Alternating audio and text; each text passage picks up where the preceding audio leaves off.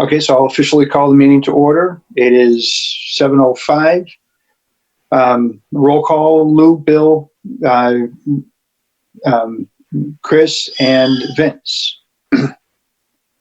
And we have Mark Tofano as a guest. Mark.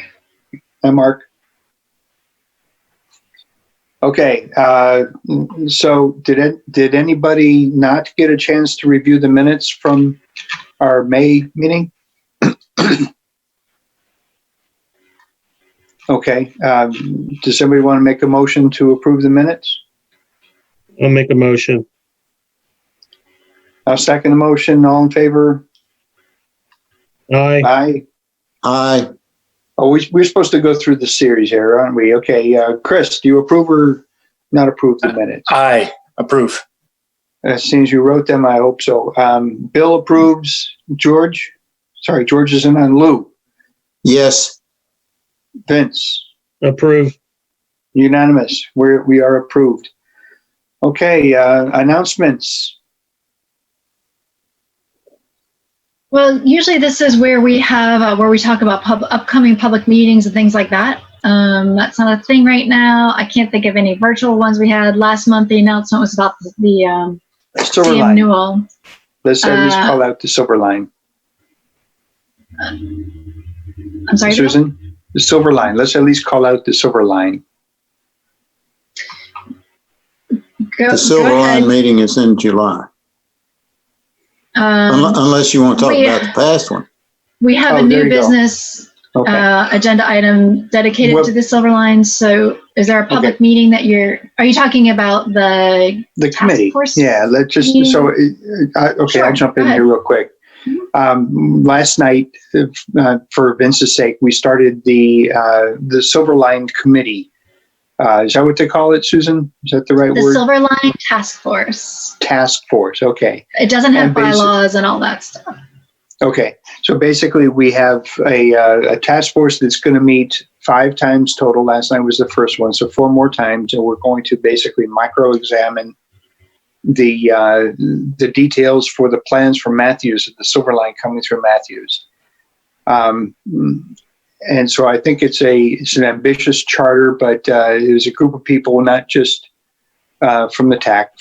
I'll call it. We do have me and Lou and Chris Hoff that have agreed to take part in the meetings. And I was asked to be the chair of the committee. So Dana Stujenki is our staff representative, along with Susan.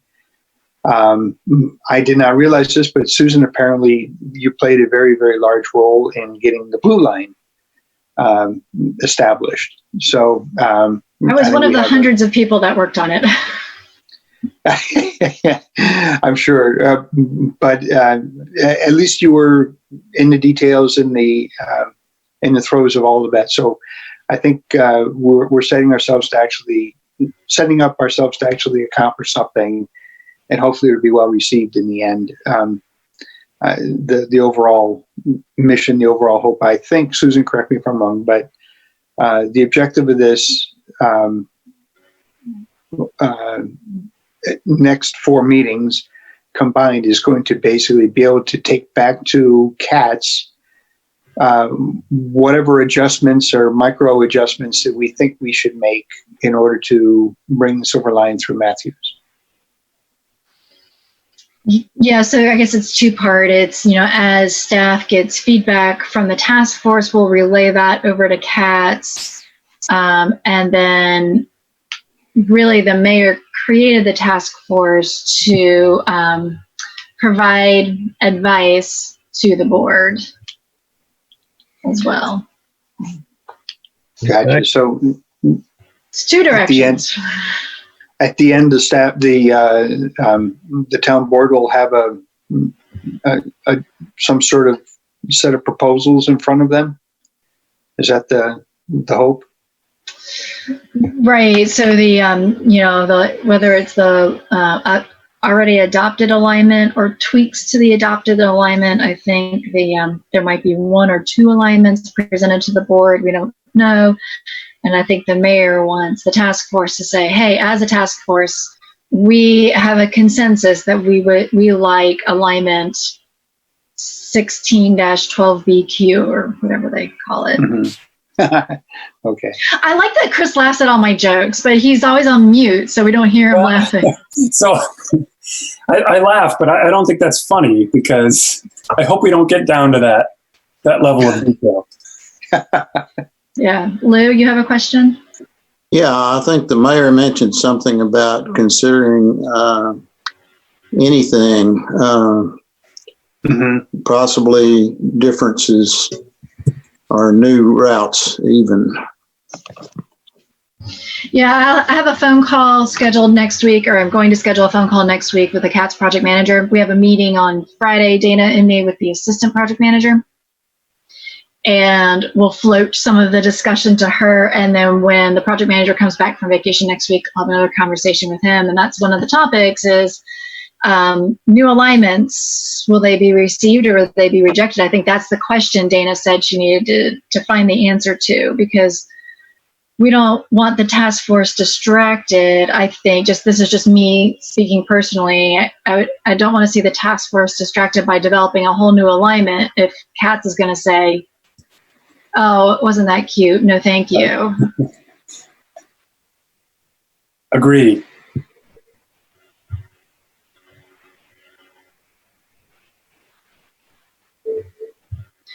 And so as far as announcements for me, I'm done. And Bill, that was actually his announcement. Sorry, you're done. Okay, so unfinished. Should We roll can't into- see you, Bill. It's bugging me. Is it just me or can anyone else see Bill? Sorry, no, it was me. I was trying to bring up the town vision statement on my phone by clicking on the link, and so I took the video off. Didn't get it up. So, Susan, I guess let's roll into unfinished business. Oh, there we go. It's just right down to the bottom of the agenda. It was more simple than I thought. All right, so one of the things that we wanted to do going into this, what was intended to be the start of our new committee year, starting in March, I guess, was to review a portion of the bylaws, a portion of the town vision, and just remind ourselves what we're doing as a TAC to make sure that we're both aligning with what the board has said is their town vision, as well as kind of a unifying factor for us as well. Vision 1, well-planned multimodal transportation system. And this is something that the board of directors has published. And so they say we have a vision to have a system of improved arterial roads, help divert non-local commuter traffic away from downtown Matthews. Street improvements accommodate cars, pedestrians, bicyclists, and transit services. The Silver Line extension of the light rail provides many benefits to the community and is a welcomed alternative for commuters, for computers too, but commuters especially.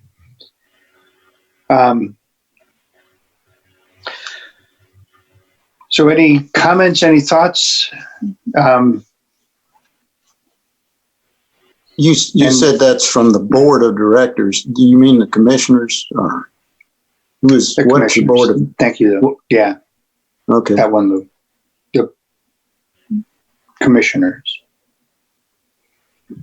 I'm too entrenched in corporate speak. But that's right, the commissioners. Now, Um, how old is this? Is this something brand new that they just came up with for us? For us, this is so if you recall, not last year, but the year before that, so fall of 2018, the town undertook a huge visioning activity, and we had all kinds of big meetings and charrettes, and people piled into the hood room, and we had brainstorming sessions, and as a result of that came out from the formerly 8 vision statements. We now have 12 vision statements, and I'm trying to get to this link that I have in here, but it's not linked. It's not clickable, yeah. So it's on our website. These are the town's vision statements as created by the people of the town and adopted by the Board of Commissioners in January of 2019. 2019, okay. I think I have my dates right. That's close enough. I mean, I was curious because there's only one road that can divert. There's only one road that can divert non-local traffic away from downtown, and that's 74. I mean, there's no other. 45. Plus, I think the 45 doesn't go to downtown now. right, the but street- it diverts traffic. I think. through Yeah, downtown. but Plus Trade Street, the 485 you- improvements on Trade Street, Most on Weddington. Everybody's going to take the most direct to downtown because that's where they work. So the only most direct roads are John, as we know, which turns into Monroe, and 74. So to divert away from downtown Matthews, the only road that will take them directly from their area to downtown Charlotte for work is 74. I mean, no one's going to go 485 all the way to 77, all the way up around to, one of the exits up there. I mean, that would be like a day and a year to get to it. So a couple of the sub bullets underneath this agenda item is, what does this mean to you? And how do you think TAC can help out with this? I'm paraphrasing on the second one. But I guess, Vince, my first thought is this divert non-local commuter traffic away from downtown Matthews. That says we don't want John Street as a highway going through the middle of Matthews. Correct. Now that, among other things. 51, we probably don't want to restrict the traffic on 51. We want to encourage in whatever way we can. I'm just comparing and contrasting here. We probably want to encourage traffic to be on 51 as opposed to Trade Street. And you could make the argument for Fullwood as well, Pleasant Plains and Fullwood to some extent. But I mean, that's kind of what it means to me, is that there are ways of getting around the immediate downtown area of Matthews, and Independence is one, 51 is one, 485. So just in terms of our recommendations on planning and vision, ways to get around downtown instead of having to go through downtown, and especially encouraging development in a way that would facilitate that going around the town as opposed to through the town is helpful. it is. I'm in agreement. I'm in full agreement. I'm just saying we're kind of limited. We obviously don't want anything going down John if possible, but taking your point, Fullwood to 51, then you've got Sardis and then you got Alexander, and that probably, unless they want to go all the way to Providence Road, then they got Providence. So those are the only 3 other avenues to do it. I think personally, this 485 interchange at Weddington, my personal opinion is I think that's going to take a lot of traffic away from downtown now, once it's built, because the traffic that goes up John to make a left to go to all those developments, they make a left on Trade to go to all the developments in that direction. That's all going to come off of that interchange instead, and that'll save them at least 7 to 8 miles of extra driving. So I think that's going to be a big part of John Street traffic right there. I think Lou had a comment. Let's not forget Graylock Extension, and it's just gone out of my mind for the moment, but the road that will go past Independence behind Point Parkway. Home Depot. Independence Point Parkway. Independence Point Parkway. Excellent. That should take some traffic off the downtown area. And I guess one question is, where are we on the Greylock extension, that is going to be a DOT built road, is it not? It is not. Say again? Chris, you had a question? I didn't Sorry, hear go I didn't hear the answer to that, Bill. Sorry, it is not a DOT built road. It's not a DOT built road. Do we have any specific plans or money allocated or anything for the Greylock extension? You'll have to check with Becky on that. I know they keep talking about a bond package, but I don't know what roads are in the bond package, if that is one of them or not.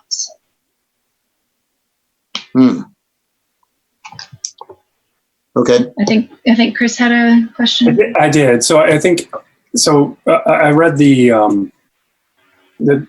this portion, this clip, this Vision 1 is just a portion of the greater vision statement for the town. And basically what the vision statements, what the purpose was to say, 5, 10, 15 years from now, what do we want the town to look like?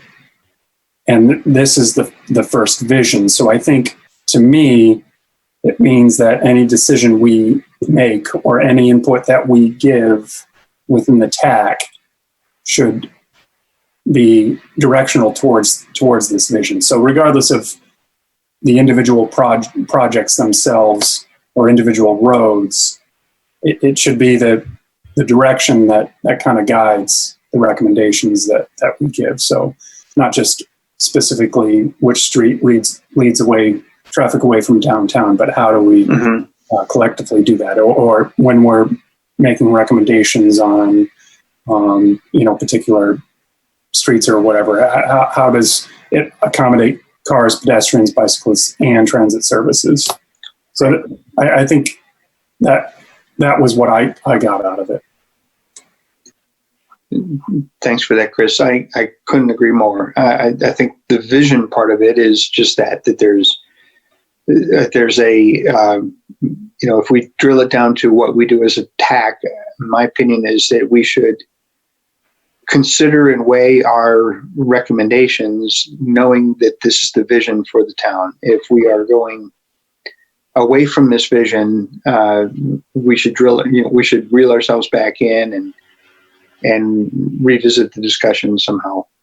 But the next sentence, street improvements accommodate cars, pedestrians, bicyclists, and transit services. I read that as not each one individually, but all four in concert. That if we design roads with only one of those four things in mind, we're not doing what the vision wants us to do.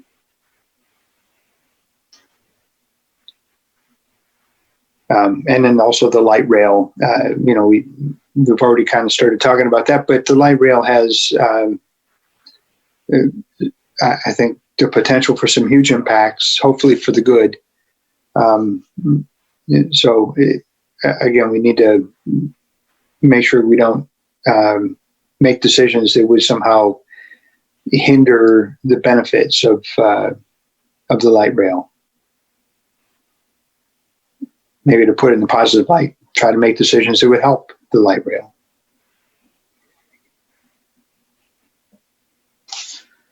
Any other thoughts? No. I think we're all on the same page. I think we're all saying different things, but in the end, we're all on the same page. I think we're all in agreement. Okay. I good. I hope so. I think so. What's the next one on the agenda, Susan? I just can I ask a clarifying question on this? Sure. Before, so well-planned multimodal transportation system, I think, when you guys are talking about, and I can say you guys because you are all guys, right? You're talking about like the street as a whole, like Bill says, in concert. Also consider the streets that are just playing with one violin and not the whole orchestra, right? So we have the Sam Newell Road multi-use path project coming that only accommodates cars. It doesn't accommodate pedestrians, cyclists, and transit. Let's say we get transit down that road in the future. And so we have a multi-use path project to try and help that solitary violin that is Sam Newell Road. And so that's another way that staff tries to recognize this vision statement, is through retrofit projects. Thanks for that good reminder. Yes, thank you. Should we make a motion or some sort of decision on this? Or was this informational only? It's a great question. When I first talked about this with Bill, it was just to kind of get it on everyone's minds about these are the vision statements. Certainly, if you all want to make a motion, that's fine, but I think it could get a little cumbersome. That's just my advice. Yeah, I could see that. I just didn't know. I'm trying to take your advice and do the minutes as we go. So I just didn't know if anything additional. Since it's approved by the commissioners, I don't see a need for us to step in with anything that, basically we're making suggestions to the commissioners, and what could we suggest? Mm-hmm. I agree. Yep. Before we move on, I'd like to recognize another guest. It looks like we have Michael Bilowitz from Ramey Kemp Associates. Welcome back. Hi, Michael. Mike. Hey guys, good to be here. Good to have you. All right. Letter B, results of the North Trade Street Crosswalk project bids. Yes. What can you tell us, Susan? So at the June 8th Board of Commissioners meeting, they authorized the town manager to enter into contract with Boggs Contracting, Inc. to build the improvements to the North Trade Street and Matthew Station Street intersection, raised elements for the raised intersection. And I did, during that meeting, read the TAC statement. Thank you, Chris, for getting that to me on such short notice. So I did read that, and that is what they went with. And your statement was maintaining two-way traffic on North Trade Street. And so I've talked with the contractor a lot about how we're going to do that. There might be a couple times where it needs to shut down entirely, and we have a detour plan should that need arise, but they will try and maintain traffic throughout all of construction. Now, when they're working on the east side of the street, there's a detour for Matthew Station Street, but the traffic on North Trade Street will still go. We talked about how we were going to do the surface coating, and what their supplier is, how he's going to work that. Of course, we have to think of the safety of the traveling public and the workers as they work in that intersection. So I think too, you all have been very interested in any detours and traffic control, and I appreciate that. And we're expecting barrels to go up on Monday or Tuesday. And so I just ask, if it's on your way, you're out and about, if you want to ride your bike through it or whatever, and if you see anything wonky, call me, let me know. Say, hey, this looks weird. Vince had a great question. Why is access to the parking lot closed? Oh, the intent is not to have access to that railroad parking lot closed. The intent is to have it open. So that's something, once they get traffic control up, I'll make sure vehicles can make that left turn or right turn into that parking lot. So those types of things, I think, absolutely let me know. Let me know if the signals are causing problems too, right? We don't want people backing up through those signals. I mean, they used to do that in the peak hours. I talked to Captain Stacey Terrell of the Matthews Police Department about how traffic is going on North Trade Street. He says it doesn't have those heavy peaks like we used to have. It's just constant traffic all day. So that peak is really spread out, or those two peaks have really spread out kind of to an all-day thing. I called the North Carolina Department of Transportation Division Traffic Engineer, Tony Tagliaferri, said, hey, we've got this project. It could affect the signals. So I'll send him the plans. So you can see, even though that signal at Matthew Street is ours, they do the maintenance and the timing on it. So if the signals are an issue, again, let me know. I can work with DOT and they can tweak it to help that traffic flow through that construction better. So you might have seen surveyors out this week if you've been through. And like I said, next week we'll expect the barrels to go up. Lou, did you have a hand raised? Yeah, I understood that Ames Street would be the alternate route rather than through the town hall and library. I'm not sure I understood what you said about the alternate route. When Matthews Station Street is blocked, so when they're working on the east side of Trade Street in front of Moe's and Peace Appeal, they're going to have to block off Matthews Station Street. Oh, And so okay. the detour for Matthews Station Street will be Jill Lane. So if you're trying to get out of Matthews Station, you'll have to make that right onto Jill. Oh, okay.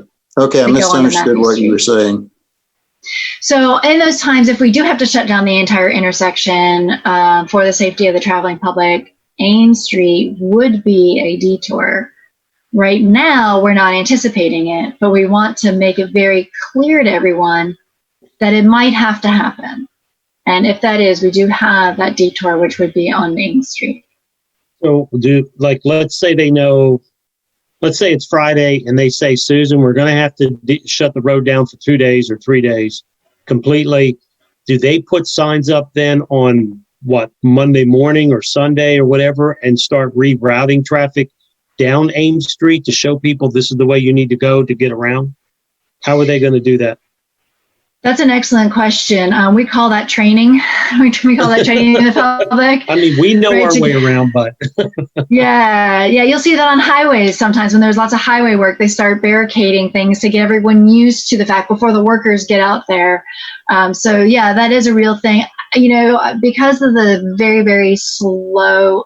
Some people say they're speeding through downtown, but when I see downtown, I see a lot of traffic, but it's not going 50 miles an hour. So because of the slower nature of the traffic, they probably wouldn't do any advanced detours. They would just, whenever they're ready to, we'd let people know. We have done, we've printed out flyers and handed them out to all the downtown businesses on Matthews Station Street and North Trade Street between the railroad tracks and Matthews. Actually, she might have gone all the way from John to Matthews. Now I think about it. Dana handed them out. We did email the flyer to the Downtown Mobility Study Group, Red Brick Partnership, and other downtown stakeholders where we just happen to have their emails. And I need to check on social media to see if that's been pushed out. And then, of course, the information from the board meeting. So we're trying to let people know that this is coming, the businesses in the area, let them know that it's coming and to reach out to me if there's any concerns. So I'm saying this just to then in a roundabout way answer Vince's unasked question is, if I find out they're gonna have to shut it down for 3 days, I want enough time to let the downtown businesses know we're gonna have to shut this down because of X, Y, and Z reason, we can't get around it, and give them a little map of the detour, right? This isn't when CSX came through town in 2016 and plunked down road closed signs and said, all right, we're good to go. That's not what we do in the town of Matthews. Do you guys remember that? It was horrible. Yep. I remember distinctly because I was rushing around trying to do a detour route. Like, how did this even happen? So we're going to try and be very communicative to the people in downtown. Lou? Yeah, another idea would be to try to get as much work done at night if we could, when there's a pending detour, and that would be helpful. Is that part of the contract?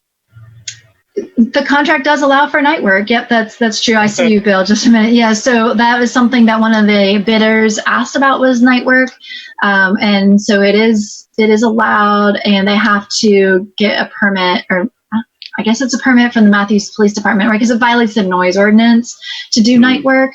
But CJ and I wanted to allow it if the contractor felt like that was a better route to go. But we can also suggest it if we feel like the whole intersection is going to be shut down or whatever, to go ahead and work some extended hours to get it knocked out. Bill?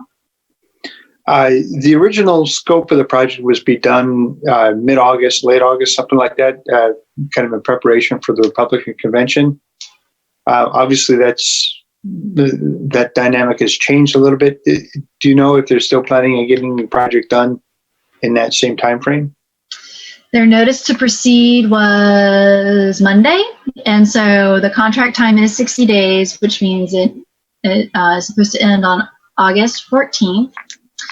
And however, the contractor does allow for severe weather events per the NCDOT method of allowing additional days. So we are in hurricane season. I sat down with the scheduler and said, I'm worried about the weather. And I said, can you guys treat this like a 30-day job instead of a 60-day job in anticipation we're going to have 4 weeks of rain between now and mid-August? We can't control the rain, right? So CJ and I will do the best we can to visit the site, make sure there's forward progress every day, and try and get that done. You know, one of the commissioners asked about school buses.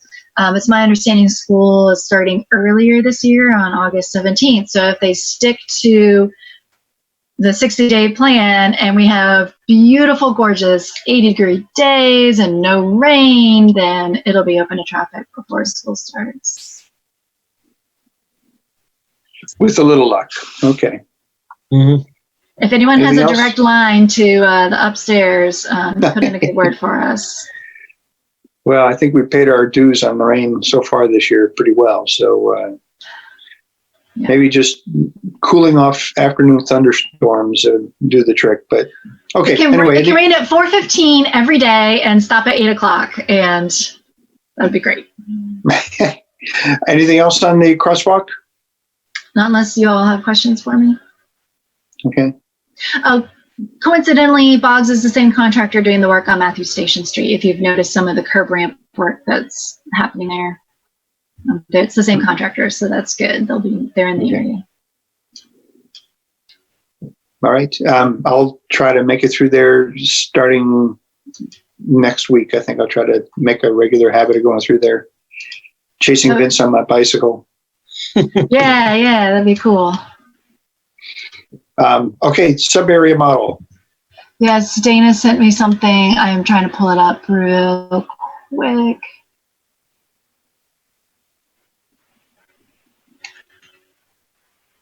You know, when you go on vacation and then you have 200 emails when you come Where'd back? you go on vacation?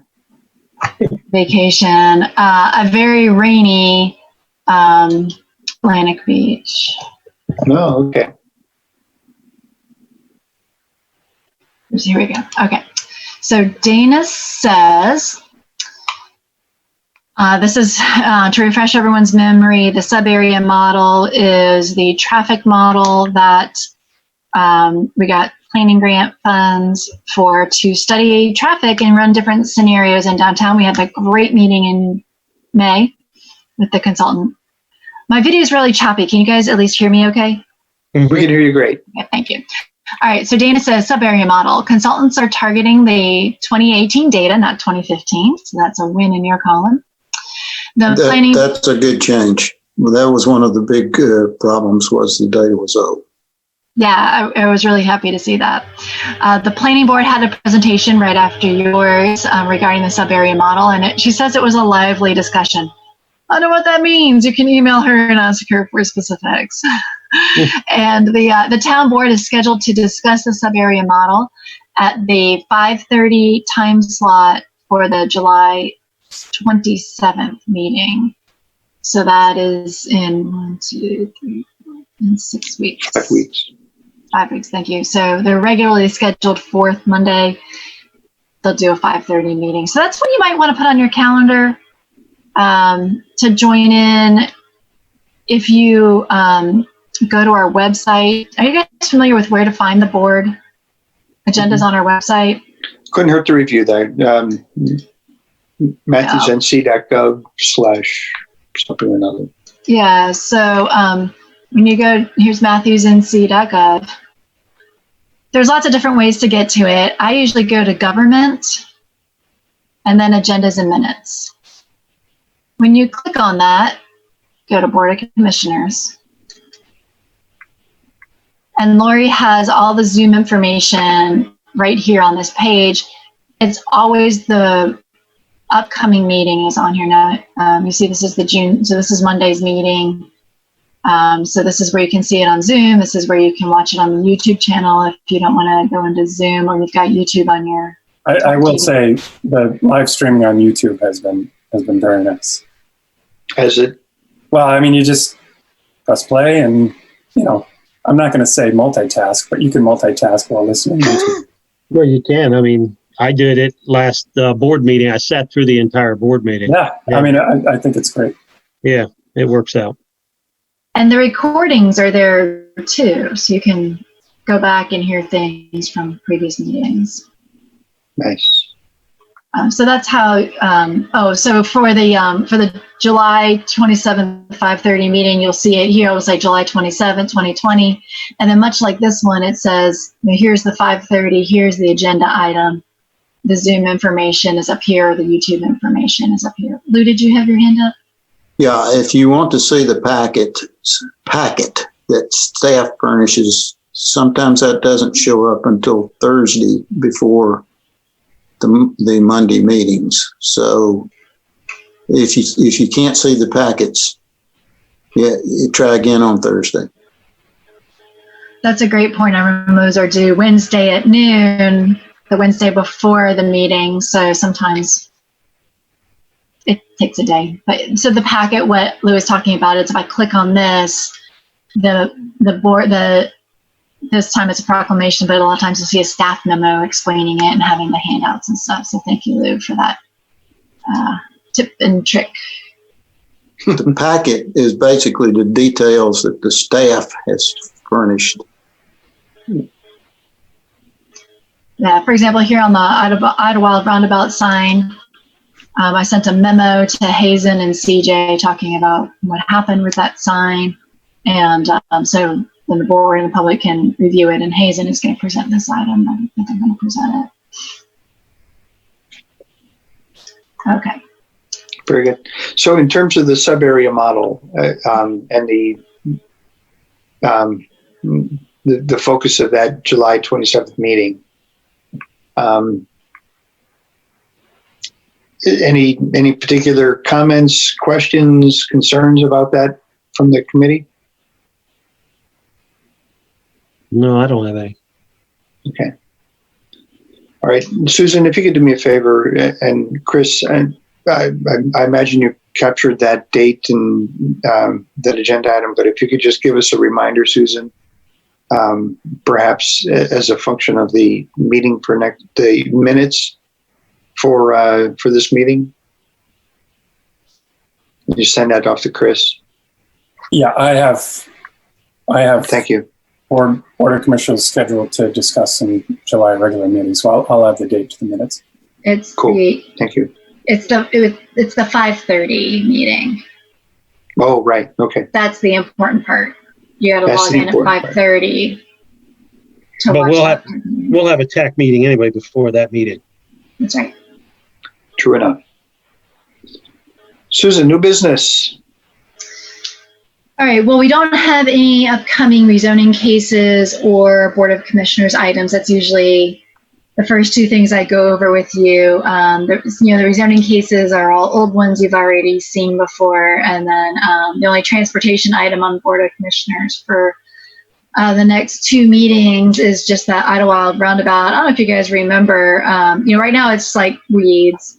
And we worked with the town of Mint Hill to try and get a monument sign and go through NCDOT, and Ralph Ramser's staff did a landscape plan, and the prices are it doesn't feel right. I'll just put it that way. The prices are high, and so we're recommending just doing landscaping at this time, and then the board, if they feel like they have some spare change at the end of the fiscal year, then maybe we can do that time. So, And what we is the just sign asked. supposed to say? The sign said it was a sort of a curvilinear sign, and as you approached Matthews, it said "Welcome to Matthews." As you approached Mint Hill, as you leave Matthews and approach Mint Hill, it says "Welcome to Mint Hill." Oh, Really pretty. I mean, it would have been a really nice sign. But when the DOT came back and said, we're going to tear out this roundabout, the commissioners were like, why are we putting up a sign? well, Lou? that was my next question, because I thought we talked about that was going to happen. Lou? Go ahead, Vince. No, sorry. Go ahead. I'll raise my hand. Go ahead, Lou. I don't know what I hope during the landscaping they have tried to keep that low down where you can see through to the other side of the intersection, because it's kind of important to know what's going on with the whole intersection in that heavy use thing. Got to plan ahead. No, So the Federal Highway Administration recommends landscaping the middle part of the roundabout to obscure the view from across. What's happening now is you approach it and you see traffic in all directions. You've got too many inputs. The only input that matters when you approach a roundabout, first, pedestrians. Pedestrians clear?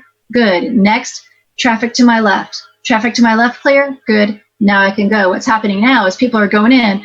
They've got pedestrians and cars from the left and cars from the right and cars across and cars in the middle, and they're taking chances. They're gunning it. They're not taking any chance at all, and traffic is queuing. So the Federal Highway Administration and the DOT admit we need to limit sight distance to just the sight distance needed to make your judgment to enter into the roundabout. So we have some trees in there and some higher growth. Now it's going to look a little weird because we're allowing for the sign, so we've got some taller trees and then some lower growth, but looking straight through is absolutely what's causing people to drive too fast in that roundabout now. Vince? Go ahead, Lou, you finished? Sorry. I guess so, if that's the professional opinion on that. But personally, I'd like to know what's going on everywhere. I can handle it. Well, you're exceptional then, Lou, and I can forward you my research paper, or you can do your own research. Actually, go ahead and do your own research on that. Federal Highway Administration, FHWA. And I called the DOT and I said, why didn't you,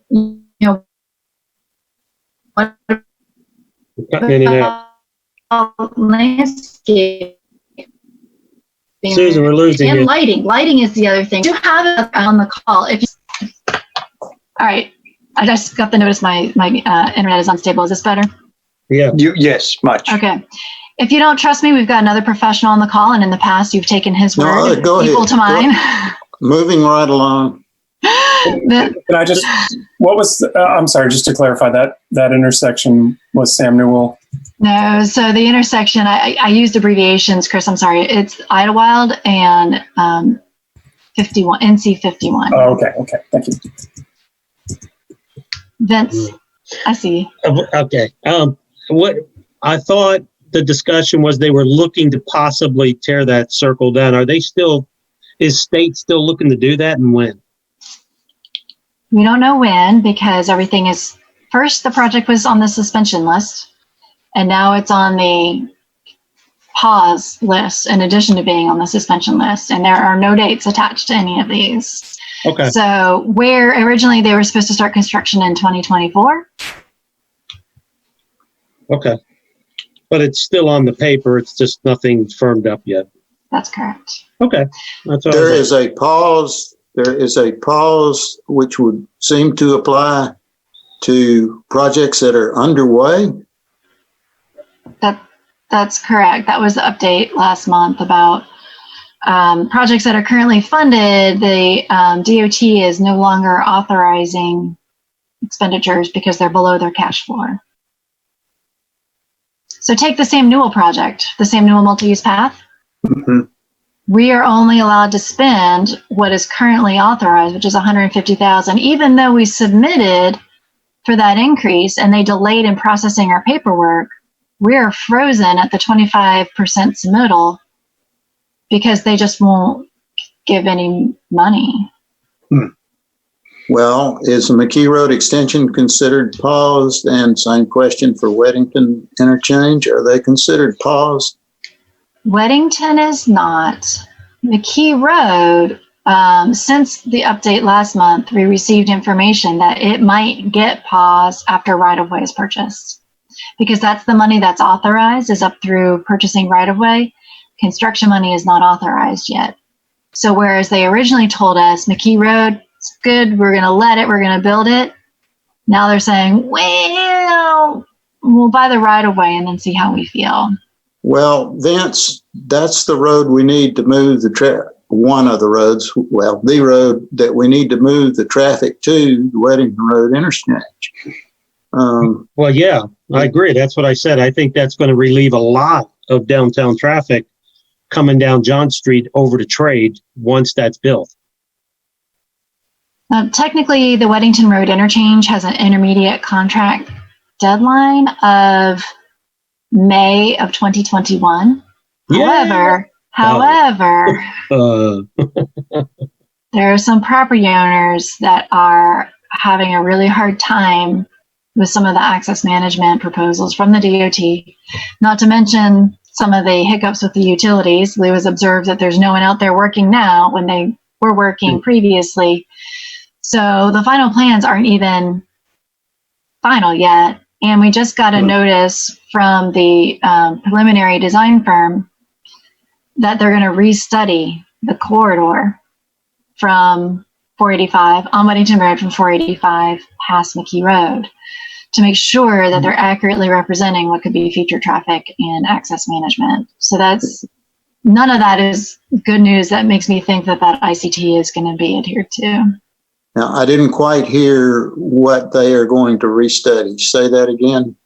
The traffic from on Weddington Road from I-485 down south past McKee Road. That short stretch. Okay. There's all those commercial properties there, and their access is getting completely redone. And it's hard. It's hard for them to say, oh yeah, sure, people not letting people turn left in or out is totally fine. Is it?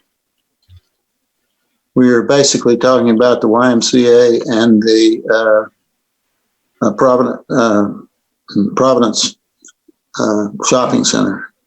Is that what it's called? Yeah, the Charlotte side shopping center, and then on our side is like the Fincher Farm shopping Correct. Center with Publix and all of that. And yeah, the there's that. There's the driveway at the YMCA. Mm-hmm. There's also a small professional office complex, basically directly across from the BP station there, across the the driveway. Yeah, from the BP. So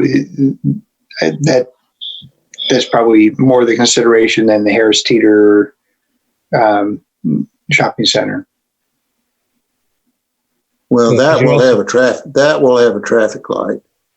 It's the ramp. What should I call it? The ramp on that side aligns with the entrance to that shopping area that actually is professional dentists and people like that. The ramp aligns with that street, so there is a traffic light planned for that. I see. Okay.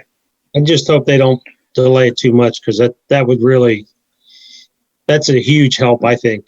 So that would be a big mistake if they keep putting it off or decide not to do it. But it's an awfully strange time to be saying that you want to redo a traffic study. I mean, are they really going to get an honest traffic study at this point? At this stage of the year, no. Especially the way things are right now, we're not even exactly. I think what they're going to do is restudy a prior one, and I've talked with the division traffic engineer about how to do traffic studies these days.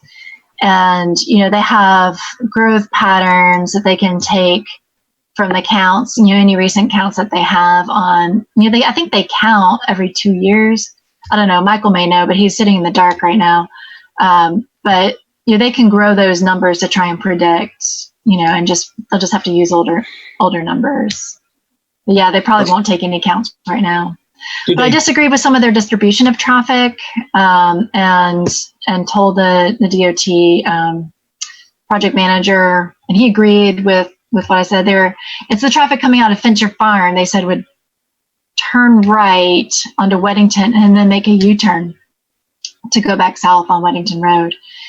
And Dana and I disagree. We think that they'll come out onto McKee and turn right and then get in the left turn lane, so they don't have to make a U-turn. That left turn out of Fincher Farm onto Weddington right now is a sketchy turn anyway. Bill, I think Michael raised his hand. He might have some additional information. Okay, Michael? Yeah, in regard to traffic counts, it's pretty neat on the consultant side. What we've been doing is we've actually been pooling with other consultants and finding out if they've done any counts in certain areas, because we can all benefit from that, at least within the last year. Beyond that, talking with our traffic guys, they're using what's available and then using escalation factors for what's out there.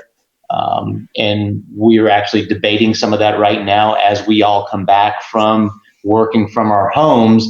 Not everybody's really coming back anymore. We found a new normal of working from home. So we're actually seeing sometimes maybe some reduced traffic, but that was just something I thought I'd throw in regard to the traffic counts that are out there right now. Great. Thank you for chiming in on that. Chris, in case you're in this level of detail, the Charlotte side shopping center is Plantation Market. I'm sure you're not in that level of detail, but I am not. I am capturing decisions. I think that was my challenge before, as I was getting too detailed. I'm following the rules now, just capturing decisions. Susan style. So we did take a little detour from our new business agenda, but honestly, Susan, it's quite all right.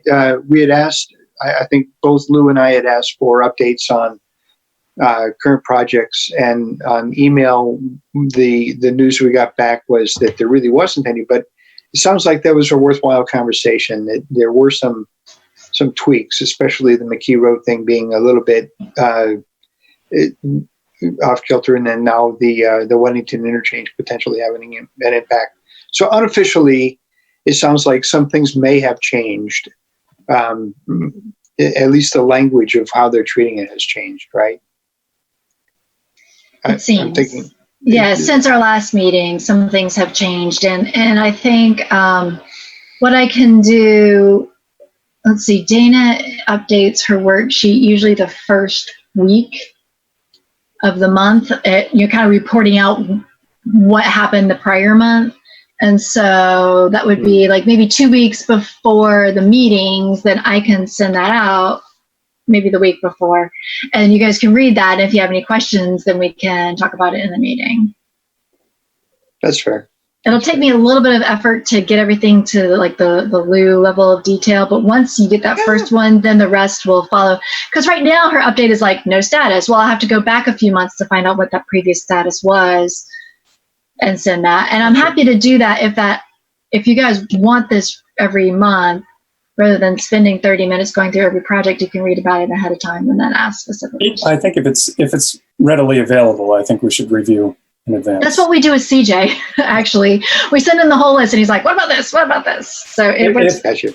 If you provide, if there's like a standard link or whatever, I can send it out prior to the meeting, if that would be helpful. So that Let me think it's about kind of like what CJ did for us, and then before that, Ralph, he would provide us with the full matrix of projects, and if there were any changes, it would jump out at least somebody, and we would discuss it. So I think that sounds reasonable, Susan.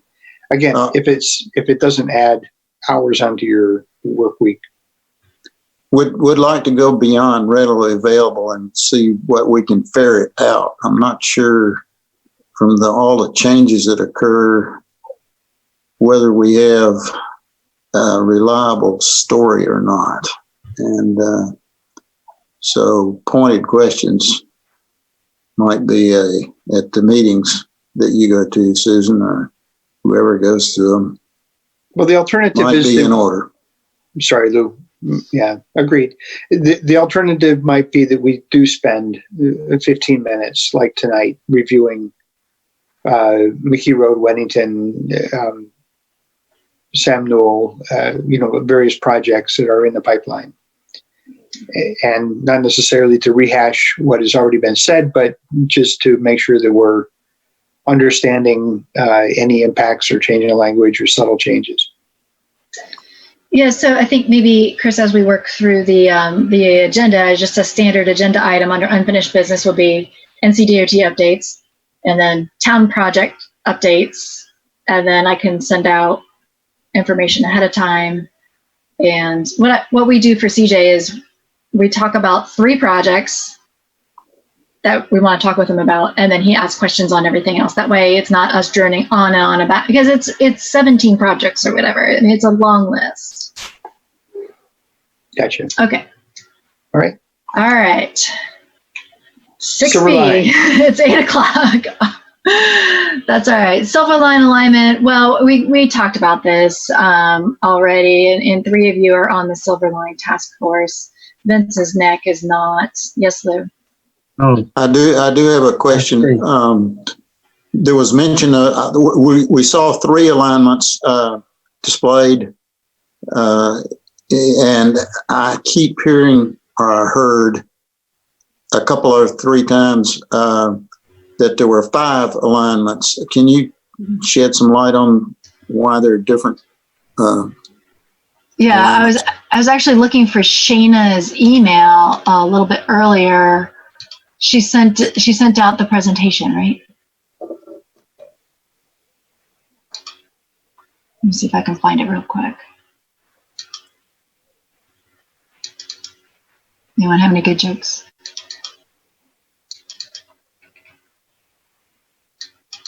There were 3 little girls in the neighborhood that set up a corner joke stand a couple weeks ago. And if you drove by or walked by, or in my case, rode your bike by, you could stop and get a joke. And they told me the one about the pizza, but I don't want to get into that. It was too cheesy. Did they charge you like a lemonade stand? I was expecting that, but no. It was super cute. That's awesome. Oh, so we're talking about having a neighborhood July 4th party. That's what I'm going to do for my house. We're going to have a joke stand. I'm going to write that down because I'm going to forget it. That's brilliant. Joke stand. My son has a book of jokes and he just reads them. That's what they were doing. They had the knock jokes. They had the other joke book, and they were just taking turns reading from the book. It was super cute. Huh. All right, Mr. Abernathy. So you see it's numbered 1 through 5 on this alignment options. And to use Dana's word, it's intentionally fuzzy, right? Because these are ideas. And the first alignment 1 is they call the LPA. It's called the locally preferred alternative. I don't know why that's the term. It's the previously adopted alignment from the 2016 study that was adopted in 2017. And the main intent of that study is to take it from the camp of, to decide between, does it go on Monroe or does it go on 74? That was the main focus of that study. Chris? I believe that it's called the LPA because the board voted to accept that as the locally. What is it? It's a weird term, though, isn't it? Why didn't they just call it adopted preliminary alignment? Right. Yeah.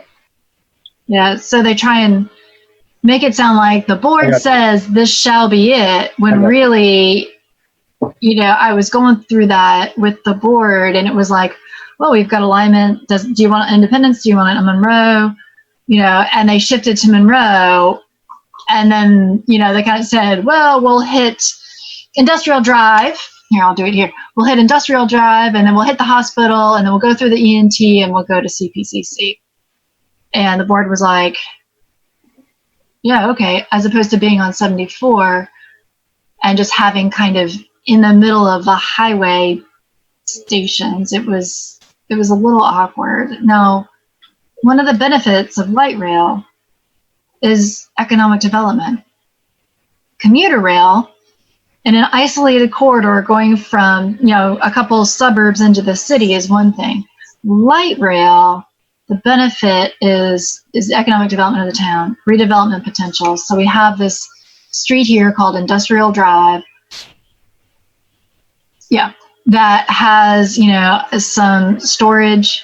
I think Molly Maids is down there, or Mary Maids. There's, kind of a pipe supplier. Those businesses probably really want to be on a more auto-oriented space, like along 74. So this area, or maybe even Family Dollar, now that they're not using that facility, if there's a station in Family Dollar, could that redevelop into some sort of housing and, I don't know, fresh market, or, there's lots of different potentials. Part of the CAT study is this economic development component, and part of it is the transportation/engineering component. So it's a planning board TAC kind of thing, which is why they made this hybrid task force that contains some planning board members, although they didn't identify themselves, and some TAC members. Thank you all for identifying yourselves. And then some business leaders, some residents to try and help cipher through these. So we have the locally preferred alternative here. There's what they're calling the CSX alignments, and those are the alignments that parallel the CSX tracks. That's this 2 alignments. Alignment 3 is the one that goes through the Family Dollar, envisioning maybe a redevelopment there since that building is largely vacant, and then kind of swooping through downtown instead of the hospital.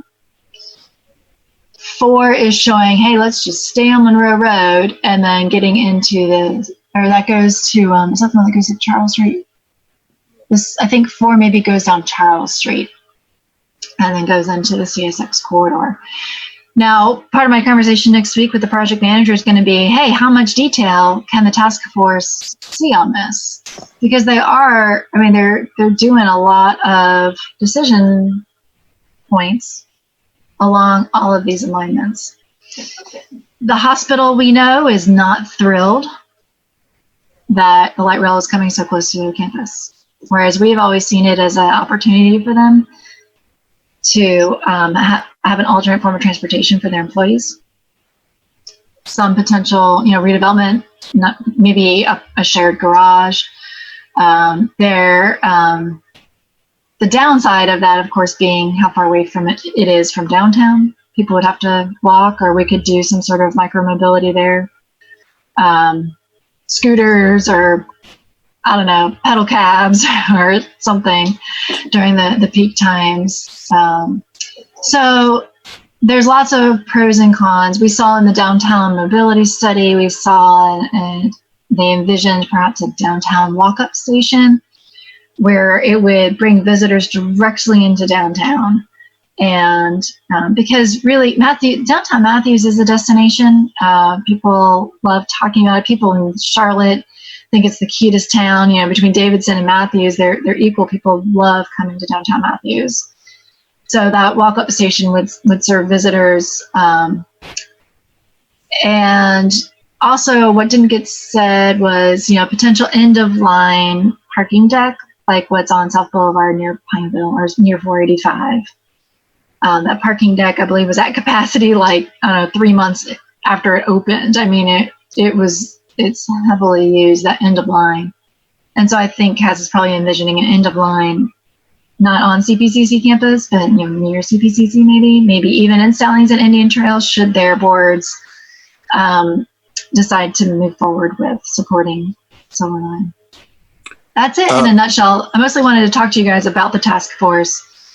And to let you know that's going on, and it's kicked off, and our goal is to share alignments and additional information with task force members. As information becomes available, we can send it to you, such as the virtual light rail tour, where you can virtually ride the light rail and visit the stations, because TAC will have a role too. Go ahead, Lou.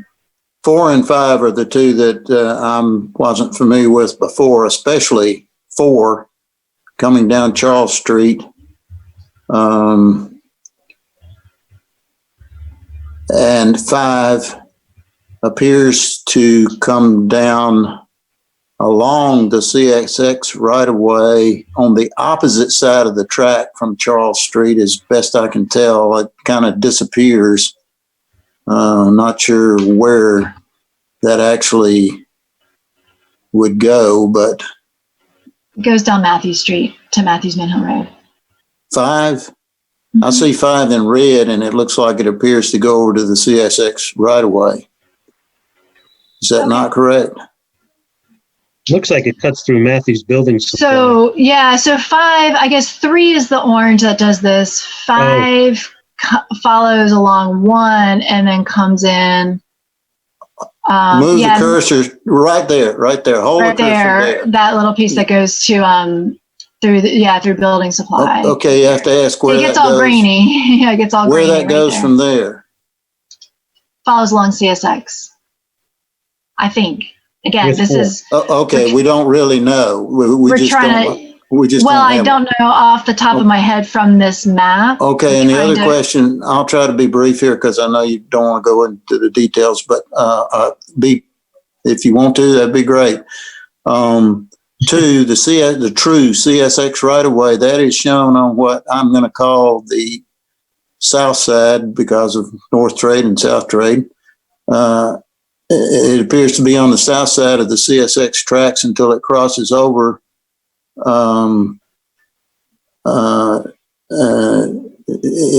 that accurate to your knowledge? It kind of surprised me that it would be on that side of the tracks.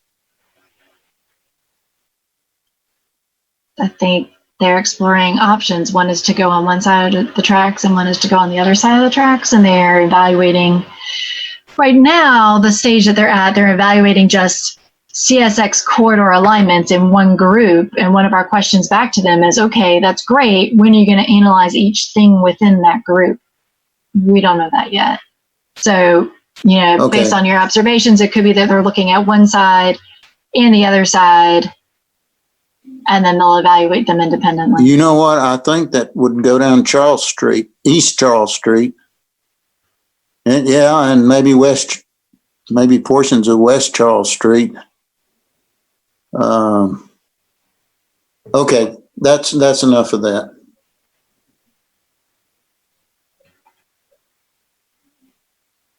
Well, I'm glad we have some people on the committee from our committee. I'm glad we have 3 people. Yeah, I'd asked the mayor, the TAC is very interested in Silver Line, and perhaps it's the TAC that would make the recommendation. But I think since there's also a massive planning component right now, we're not asking you guys to now quickly get up to speed on what TOD is, or transit services, and the UDO and things like that. That's what the planning board does. And so we were struggling between this. Well, the TAC is interested. Yeah, the planning board is interested. Okay, so that's when this kind of like select some from each group happened. So because there is a balance between where the transit-oriented development experts say a good station location would be, and where the transportation system is as well. Good. Yeah. Anything else, Silver Line? All right, next, review the bylaws, Article 4. I'm sorry, I had to step away for just a second. Did I miss any decisions or notes that should be captured? No decisions. No resolutions yet.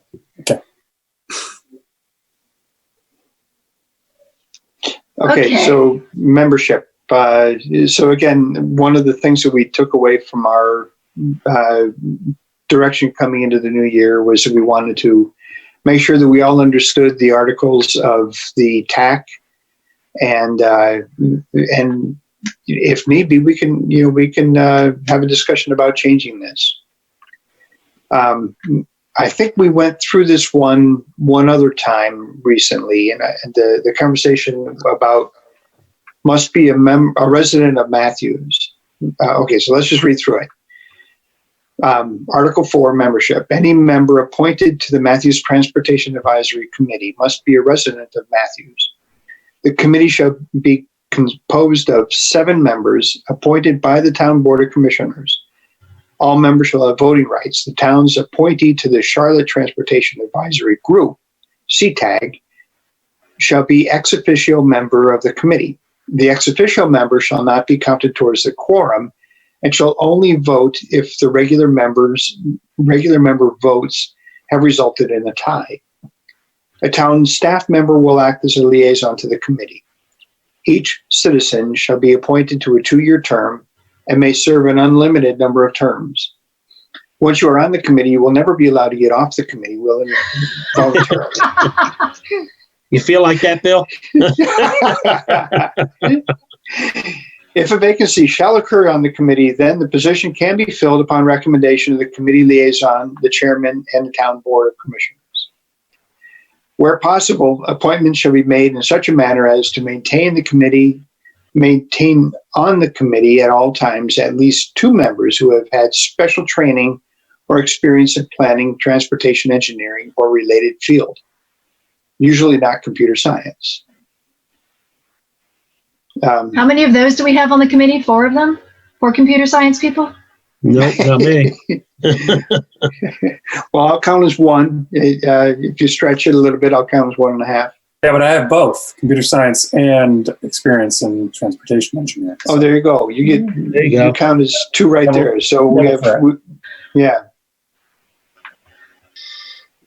Computer science is not a part of this article. I was being silly, but all the rest of it was in there.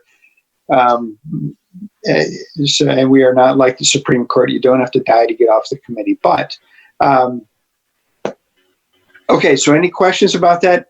The one thing that stands out to me that has been a topic of discussion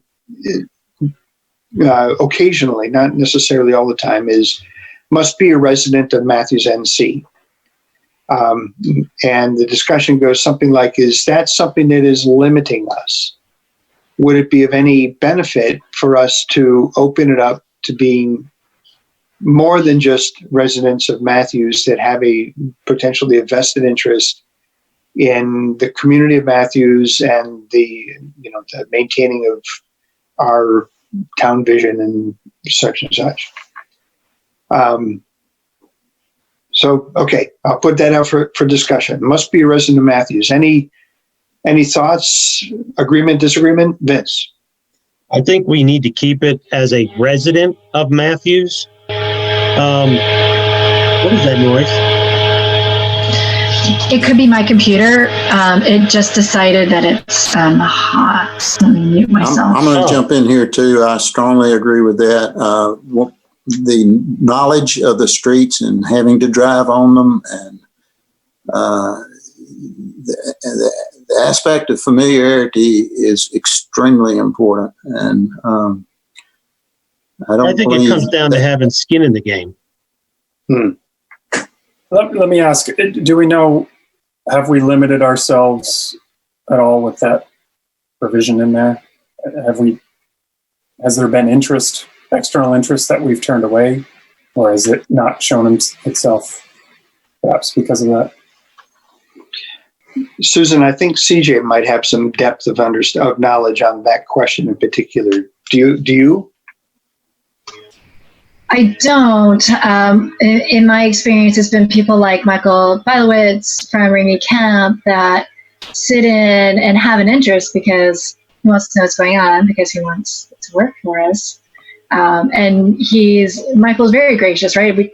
He participated tonight. It's a little bit different, I think, than saying, like, let's say someone from Stallings wants to be on our TAC because they want John Street to be a super street or whatever. That I don't know if that's ever happened, but I can certainly ask CJ and follow up. Vince? Do we need to take it a step further while we're on the topic and say a resident of Matthews? Does that include 28105 area code? Because isn't 28106 Union County but has a Matthews mailing address? I believe. So I'm saying, is this a mailing address of the resident of Matthews must be on the committee, or a resident of Matthews 28105? That's a good point. So if we said resident of the town of Matthews, would that clarify it? Yes. Yes. Okay. That's always been my interpretation of it, but that's a good question, Vince. I also don't know. I think we need to keep it in-house. It's used as you have to be in the town limits. Okay. So I think adding town of Matthews is a good clarifier. Okay. Good. Well, Does somebody want to make a motion to change that small tweak in the language? Or I guess I'll bring it up. I'll make the motion that we change it to must be a resident of the town of Matthews. Second. So before we vote on that, I just wanted to acknowledge Chris's question from before Oh, on whether or not we've ever had an opportunity or a challenge related to that town of Matthews in terms of people wanting to join our committee. I don't want to. Well, we're going to vote now, but I just want everybody to be aware of there's some more information that we might gain here. That We can wait till next month to vote once we have answers, if you want to. How do you feel about that, Chris? Would you rather have more information or move forward with the vote? Oh, so, I mean, you're saying, you know, that perhaps CJ has some information on this, or is it, we don't know? I mean, We don't know. I agree. I think it should. Members should be residents of the town of Matthews. I'm just wondering if there was ever an occurrence that we have limited ourselves to perhaps a qualified or you know, a member that based on that. Thank you. I have a vague recollection that CJ brought this up, that there might be somebody living in Union County or living in the city of Charlotte that has a strong vested interest in their business here in Matthews, and they would be disqualified because of that resident of clause. But if again, this is a vague recollection. I'd have to have the conversation with CJ. My recollection is that happened in another committee, perhaps the planning board. I don't remember which one, but that's my recollection. It was and it spilled over into our discussion. Gotcha. I think you're right. Thank you, Lou. I think that's a good point, because I mean, maybe we should clarify it resident, or I don't know how to say it, but you know, we're all residents, and we may have a different perspective than perhaps a business owner, right? yeah. Mhm. But we also should have somebody that's actually living here, lives here, pays taxes here to make a lot of these decisions, and not someone from the outside who really has no, as I said earlier, no skin in the game. Well, but as a business owner, they would have skin in the game. It would just be different skin than ours. It would be. And if the skin that person would have would be probably directed more toward their benefit than toward the town's benefit. So I would argue that perhaps their business benefit would benefit the town as a whole, not necessarily just residents. But so I don't know. I don't know if delaying it the motion would make sense. I do recognize that perhaps we may want more business insight onto the committee rather than just residents. That being said, it might be, I guess it might be telling. There's to a know lot of that- business owners live in Matthews if they want to be on the committee too. I think Bill was saying something. Yeah, I'm just saying that it might be telling to recognize that this hasn't ever come up as a challenge to this committee. And I agree with Lou. I remember that as well now, that it was another committee, not ours, that had somebody that wanted to join from the outside. And I guess if we open up that envelope, the downside of having somebody join our committee with a perspective that is distinctly not in the best interest of Matthews or the residents of Matthews, I think is the risk, right? Yes. And I'm not sure we can see our own tenure on the committee. We can see that everybody that's been on the committee has been a passionate member of or resident of Matthews. And we can see that this sort of downside to an ulterior motive on the committee hasn't really happened. Even if people do come on for a period of time with a distinct agenda, they usually are, still very helpful. Okay, so to vote or not to vote, I'm gonna agree that we should vote. Any second thoughts before we? I perhaps if it ain't broke, don't fix it. I think we need to keep the clarification. So the clarification is 28105 versus 28104, 28106. No, the clarification is Town of Matthews. Understand that. Susan. Do you want to wait to go through all this? That way you're not doing like 10 motions for tweaking the words. Okay. I see the benefit in that you might want some things and not other things. So all right. I'm okay with that. Vince, are you willing to hold on to? I don't mind holding on, but you brought up a point that we may end up finding ourselves making 4 changes, and then somebody goes, well, I'm okay with 3, but not the 4th, so that's why I said each line could end up resulting in a vote, just to take it piece by piece. Or if you want to go through it first and then decide, okay, you know what, there's too many, maybe we better go back and just do it line by line. Okay, I like that. Let's just go through the whole thing first and see how long. I'll moderate the else? debate. That's fine. Yeah. 7 members. Any question on 7 members? No. Anything else in that sentence that is a concern? Okay, members shall have voting rights. Yeah, sorry, my hand was up and I was trying to find the mute. So I just want to make sure you guys are good with 7. We now have a vacancy.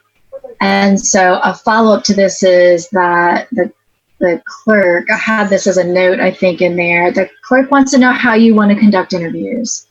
So we'll revisit that. But you now have 6 members. Mm-hmm. Chris, sorry. And this will come up again with the CTAG issue, because CTAG is currently vacant as well. Thank you. Are the other advisory committees 7 members? Do we know? I think it's all over the place. I went to the parks. I felt like there were 15 people there. I'm not sure. Maybe Mark Tofano goes to more meetings than we do, and maybe he knows. But planning board, I think, is maybe 9. So I think it's really all over the place. Mark, would you be able to offer any insight on that one?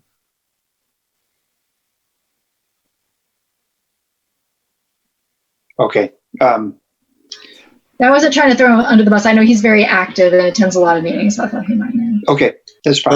Let's just say that's not something we need to change. Yep, I'm with you. The town's appointee to the Charlotte Transportation Advisory Group shall be an ex officio member of the committee and shall not be counted towards a quorum, and shall vote only when regular member votes have resulted in a tie. So we currently don't have a CTAG member, but that's kind of beside the point. These are the rules. Any questions, concerns, issues with those 2 sentences? What happens in the event of a tie? The motion fails.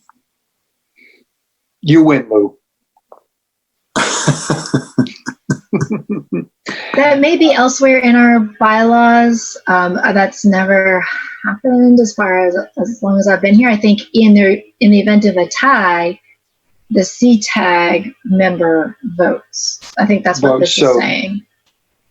In the absence of the CTAG member, is that kind of the context of your question, Lou? I don't have a problem with a tied vote as long as we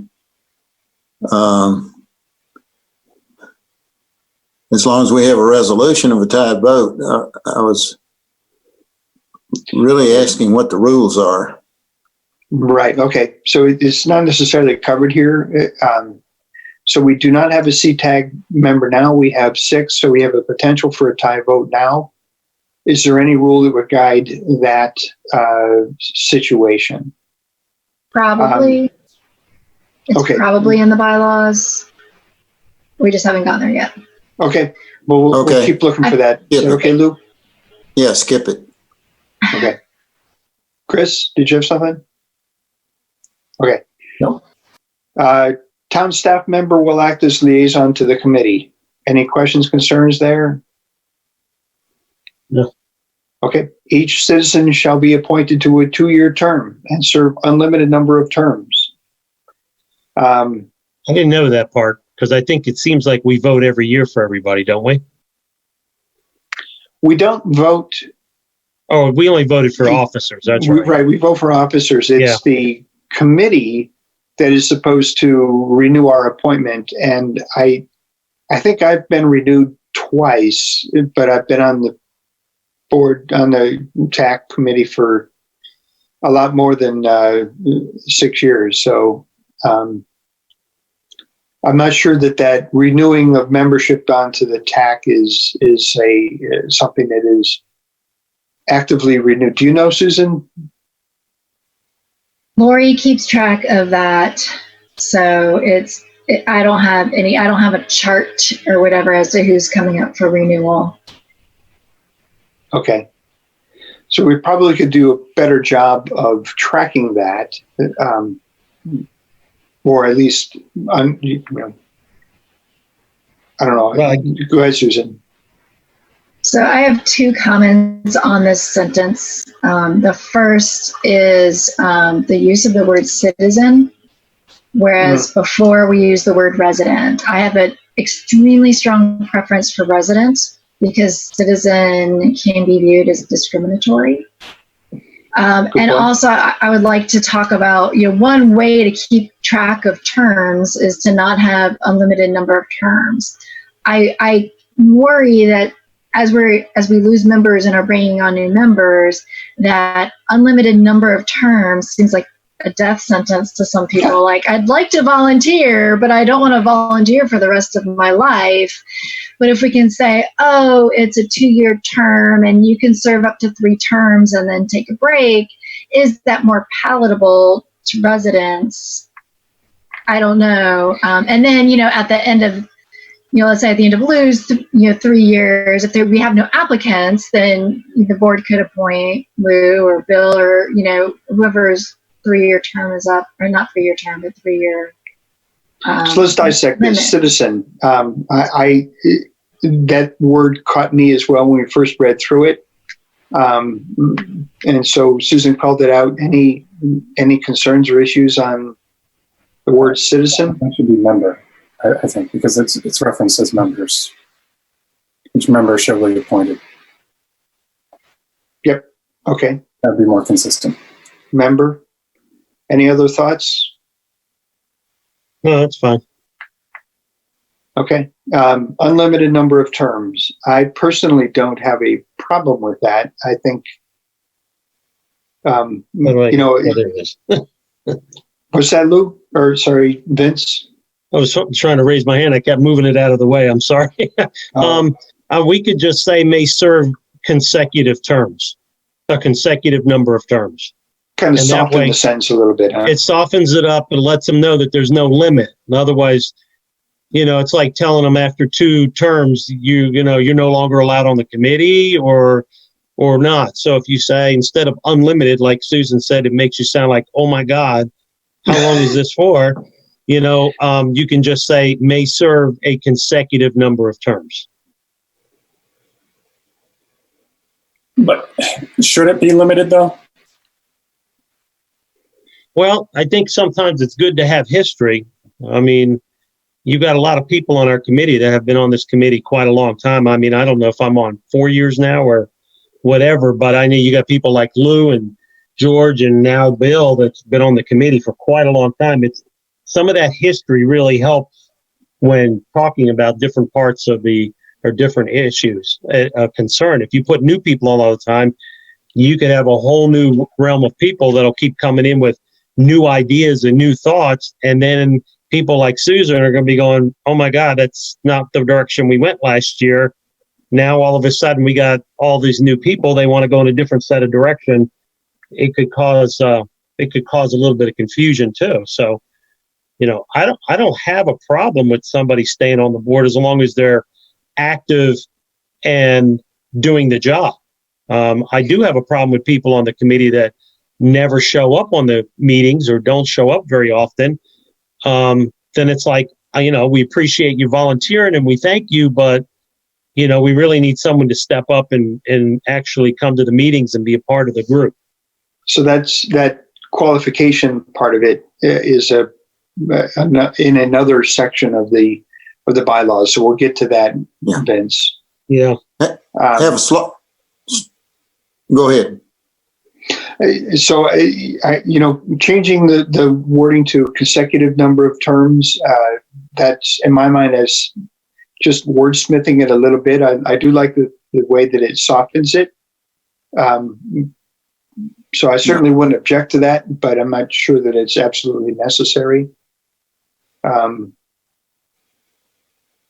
Take the A out of there. What you said is better. Consecutive number of terms. So I'm wondering if this is cumbersome, if it should be and may serve consecutive terms. Yeah, I agree. That's even better. Mm-hmm. May serve consecutive terms. Okay. So far, I'm not hearing any protests to these wordings. So let's continue on. If a vacancy shall occur on the committee, then the position can be filled upon recommendation of the committee, liaison, and chairman by the Board of Commissioners. Committee liaison, meaning is that the staff liaison? It is. I think we need to be specific then. The staff. We're asking the question. That means it's not specific. Committee liaison and chairman by the Board of Commissioners. So just in general, that sentence read very awkwardly to me.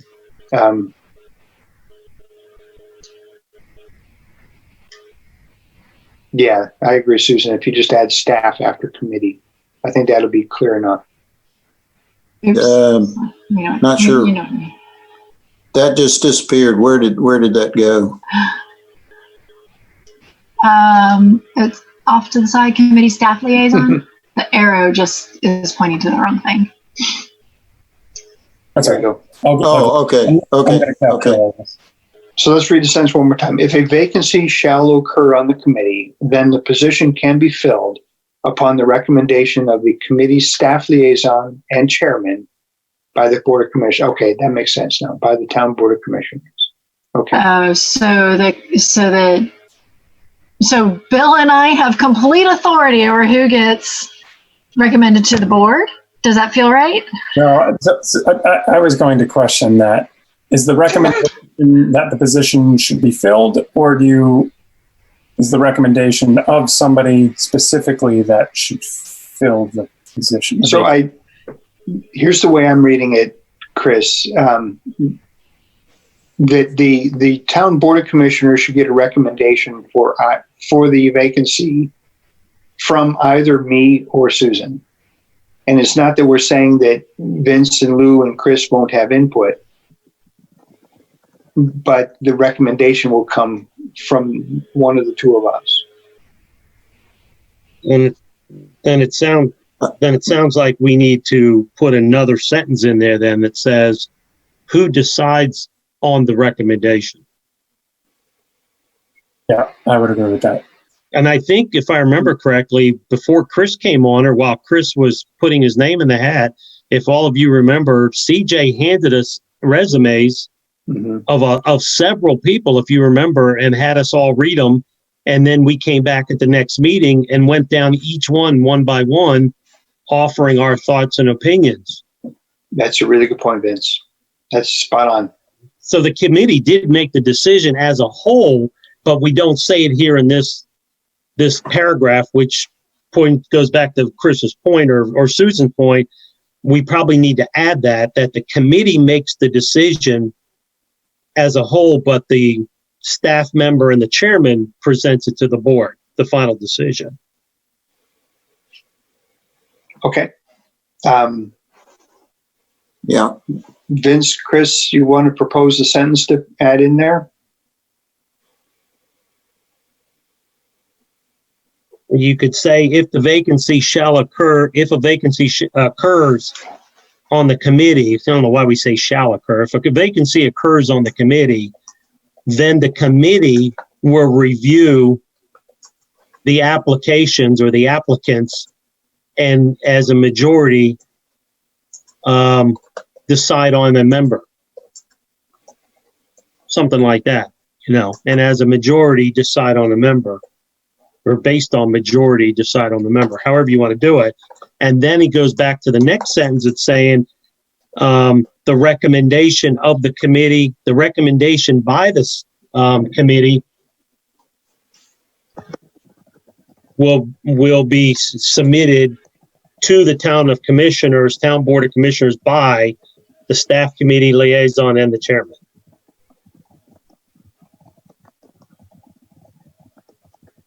Now, you can go back and play with this a little bit, but that's off the top of the head.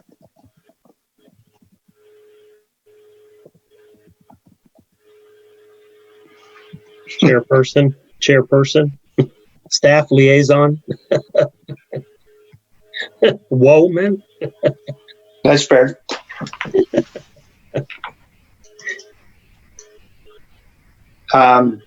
Chris, Lou, any concerns? I think that's a good clarification.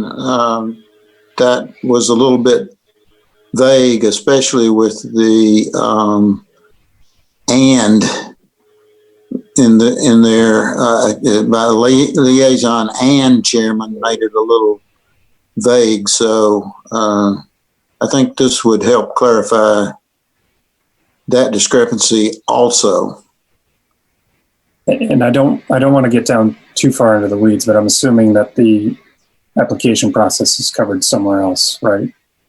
So this is assuming we have a pool of applicants. Yeah, that's done through Lori's office, isn't it, Susan? It is not a part of the bylaws, though. No.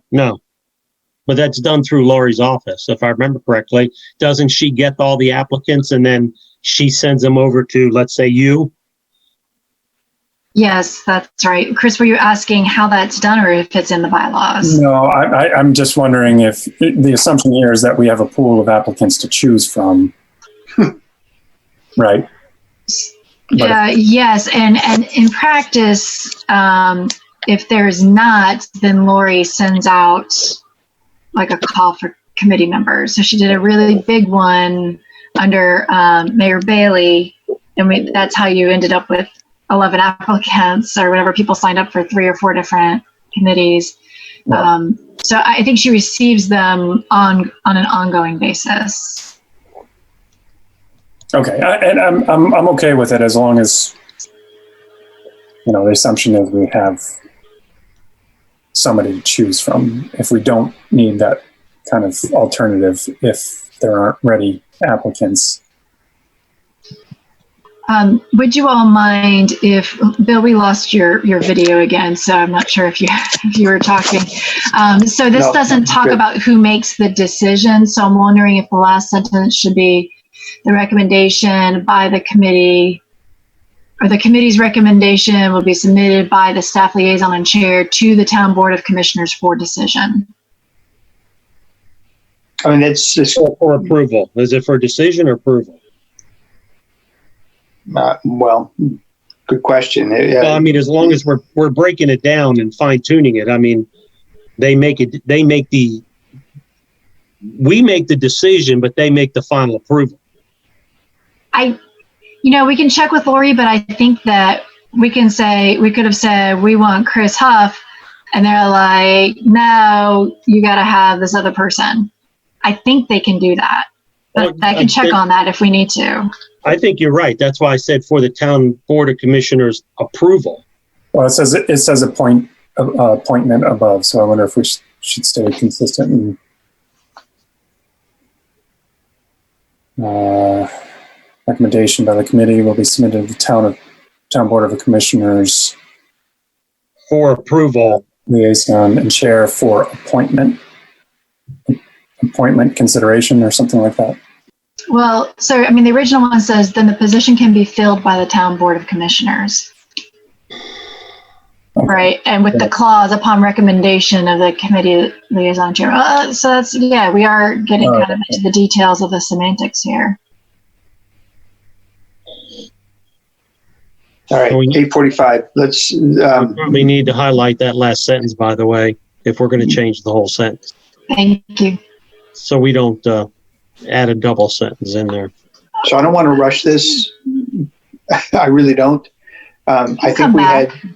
I think we had 3 solid ideas. And then we have one that I think we're getting a little bit stuck in the weeds on. I think the spirit of what we're all saying is coming together. We're just not quite there yet, and it is late. So we have 2 choices. I guess we could vote on the changes that we are comfortable with so far, and then wordsmith this last one, or we kick the whole thing down to July. Vince, what would you recommend? Oh, since we're not going to approve the whole thing, then why don't we just get a copy of this, what Susan or whoever is mocking it up, why don't we just get a copy of that, and then we'll come to a decision in the July meeting, Yep. Okay. I like that. since we've already mocked it up. And Susan, also, you need to highlight if a vacancy shall occur, because we mentioned it down below anyway. I have that. I can Oh, send it. okay, you do. I don't know who's doing it. That's why I'm asking. That's me now. Oh, okay. And then we could always come back, and now that we think about it a month, and say, okay, let's go with it, or let's make it, tweak it, or do whatever. That's fine. But I think we got the general idea. Okay. So with that in mind, we're going to revisit this. That last sentence as well, last sentence as well, we'll revisit too. Where possible, appointments shall be made in such a manner as to maintain on the committee at least 2 members who have special training in computer science or planning sorry. Okay. I'm being silly now. But you get we'll come We're back to that past one. Bill's as well. bedtime. Bill's Yeah. worried about losing his job. Chris, did you capture all of that so we can? Yes. Somebody got it I'll- captured. I'll write it up and send it out. Thank Okay. you, Chris. Thank you. All right, home stretch. So again, we have 2 choices. We press on through the last 2 items, or we kick the can. Well, we actually have number 1, town clerk is asking how TAC conducts interviews. So we talk about that. Can we please talk about that? Because she asked several months ago. Oh, right. Okay. Is it how do we conduct interviews? We just did this for Chris. I thought we talked about this back in February, and we did say we preferred the small group interviews, but I didn't see it in the minutes, so I don't know if we actually any sort of motion. No, I don't think we did that.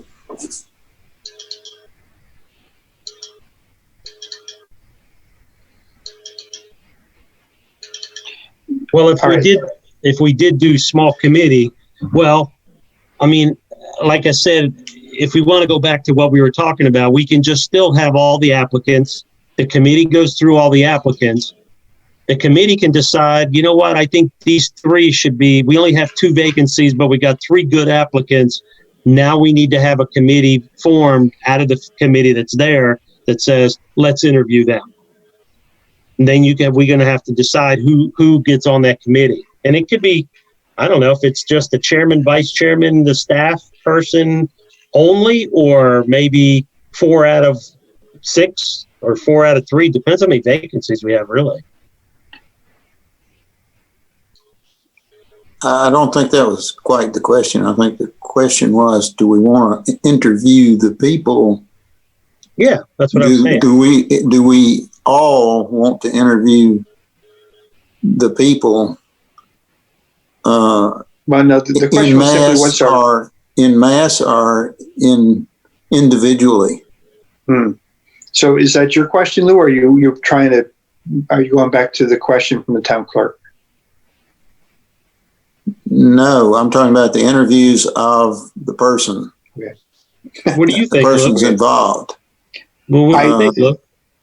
I think so I'm going to kind of straddle the fence here a little bit. I'll say we're a small committee anyway. If we have a vacancy, that means we're talking about at most 6 people plus Susan. So I don't feel like having a 7-person group interview, inviting them in and talking to the applicants is a bad thing.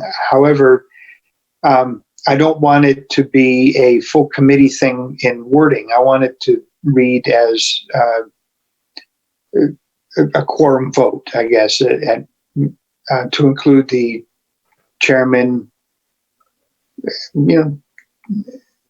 Is it realistic to say chairman and vice chairman along with the town liaison? We'll have we'll be at a minimum in the committee to interview the applicants. All right, I'm all over the place here. I like the idea of a quorum.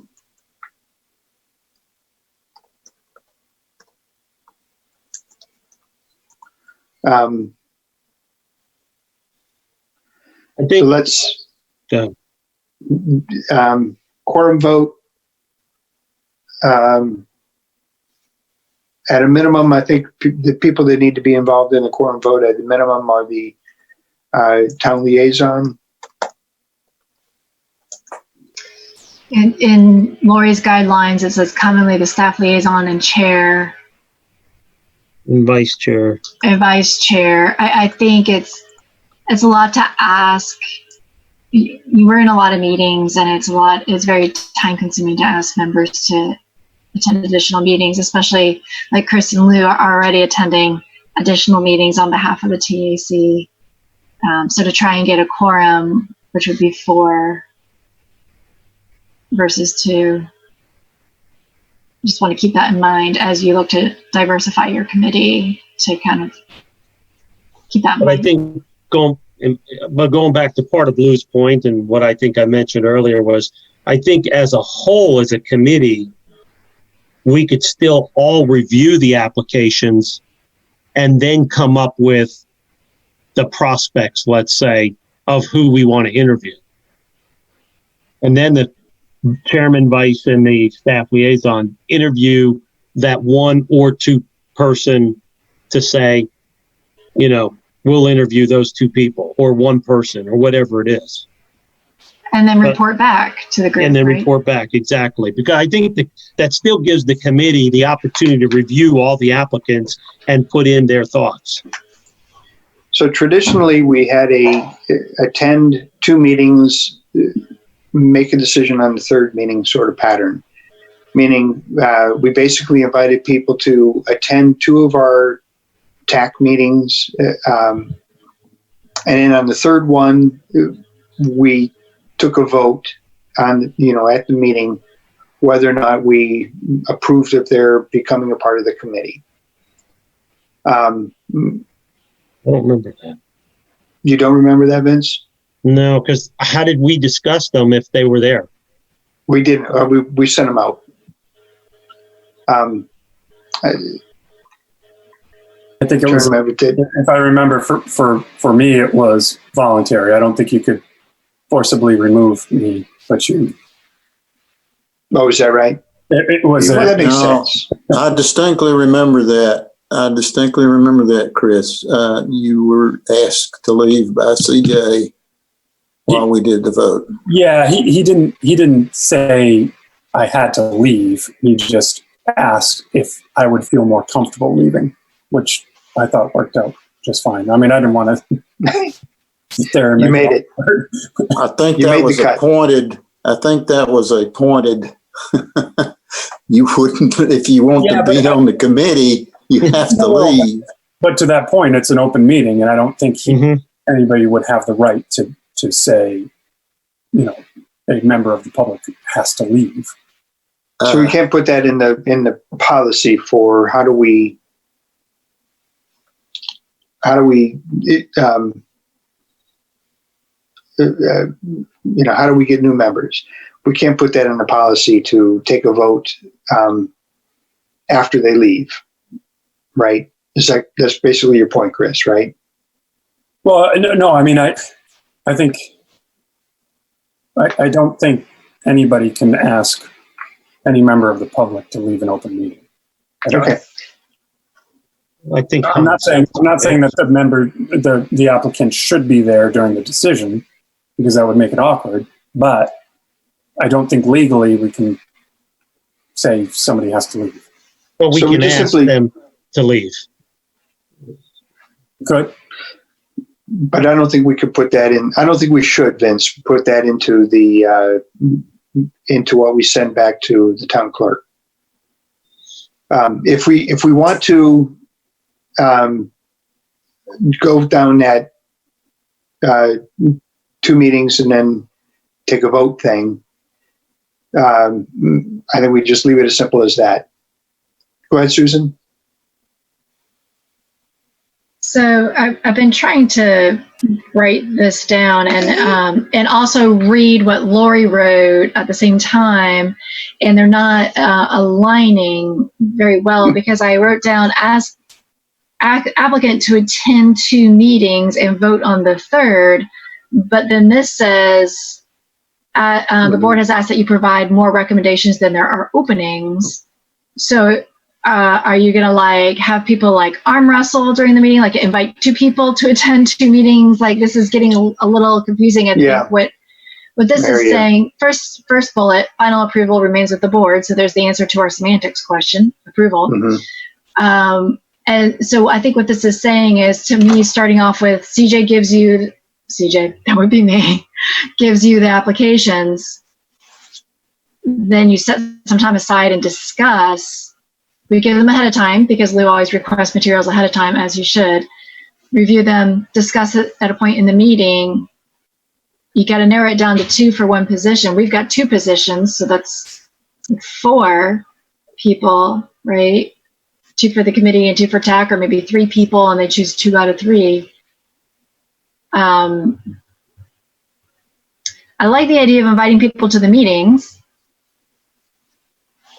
How does that fit in? It's like Chris has his hand raised.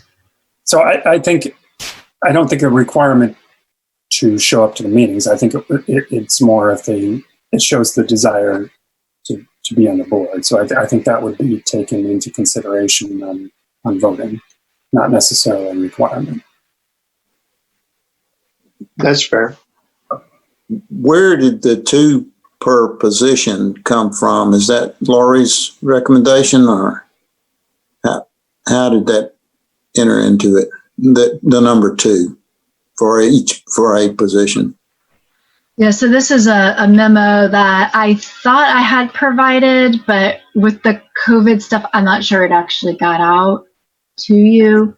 And so this is Lori's memo to us.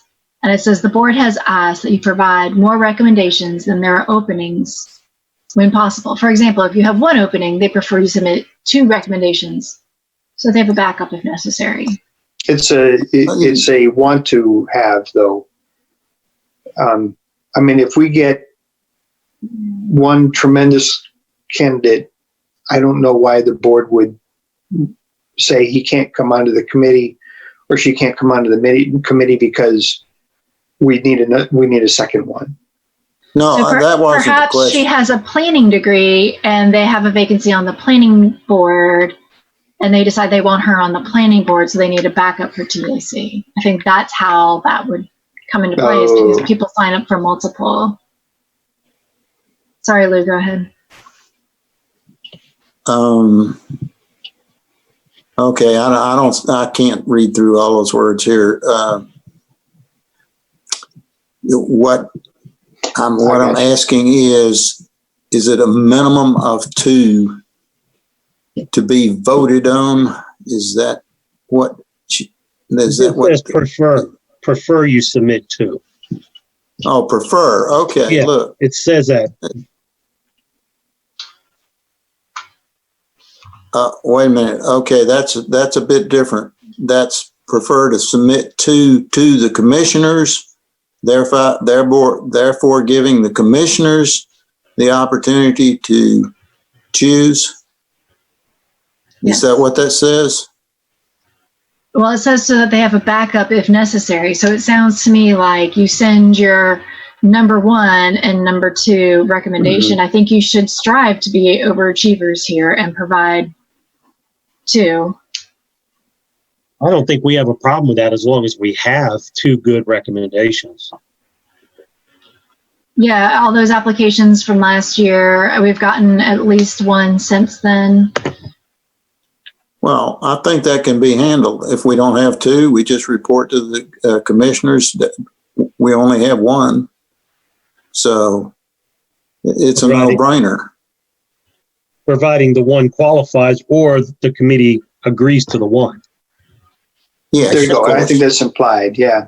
Yeah, I mean, if the committee comes back and says we only got 1 and that's not really who we want, then I guess we can go back to Lori and say something to her.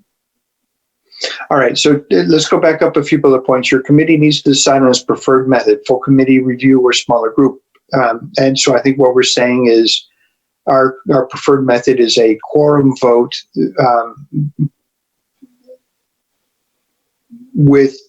a quorum vote. Yes. And then we'll continue along with that that statement that the chair/vice chair and the staff liaison will make the recommendation to the town board.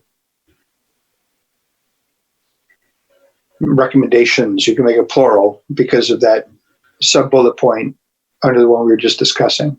If you have multiple qualified applicants, you can submit a ranked recommendation. So I have step 1, review applications, quorum vote for who will be interviewed. And then the interview happens, and then there's another quorum vote for who will be recommended. That's a good Yes. point. I don't want to do 2 quorum votes. I think that's overkill, Lou.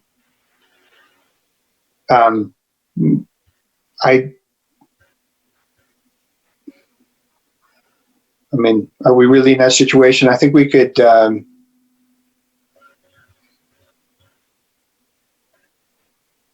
we, I don't know, anybody have any issues if we rely on the staff liaison to give us recommendations who we should interview?